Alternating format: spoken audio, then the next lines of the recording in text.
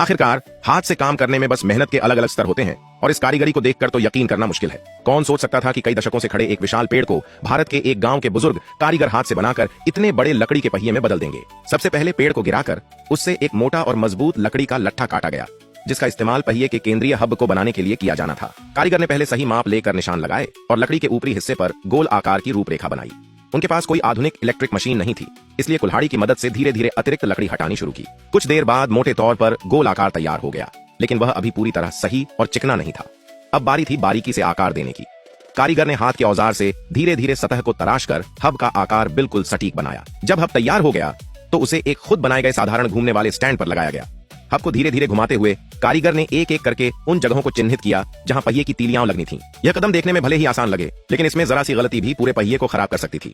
अगर निशान थोड़ा भी गलत पड़ जाए तो सभी हिस्से जोड़ने के बाद वजन पड़ने पर लकड़ी में दरार आ सकती है। इसके बाद हब में छेद भी पूरी तरह हाथ के औजारों से बनाए गए। कोई आधुनिक मशीन या सटीक ड्रिलिंग सिस्टम नहीं था।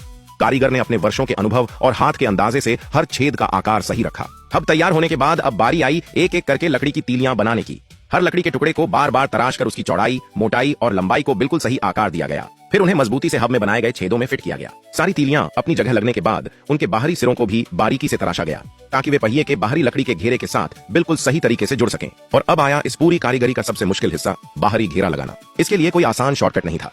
कारीगर ने लीवर जैसे साधारण औजार की मदद से घुमावदार लकड़ी के टुकड़ों को धीरे धीरे खींचकर और कसकर एक दूसरे से जोड़ना शुरू किया। एक एक करके सभी हिस्से जुड़ते गए और पूरा बाहरी घेरा तैयार हो गया। इस पूरी प्रक्रिया में न तो कीलों का इस्तेमाल किया गया और न ही किसी आधुनिक मशीन का। हर लकड़ी का हिस्सा अपनी सही जगह पर इतनी सटीकता से फिट किया गया कि पूरा पहिया मजबूती से लॉक हो गया। काफी मेहनत और धैर्य के बाद आखिरकार भारी भरकम लकड़ी का यह विशाल पहिया पूरी तरह तैयार हो गया। सच में गांव के इन अनुभवी कारीगरों की हाथ की कारीगरी और वर्षों के अनुभव को देखकर कहना पड़ेगा, यह हुनर किसी मशीन से कम नहीं।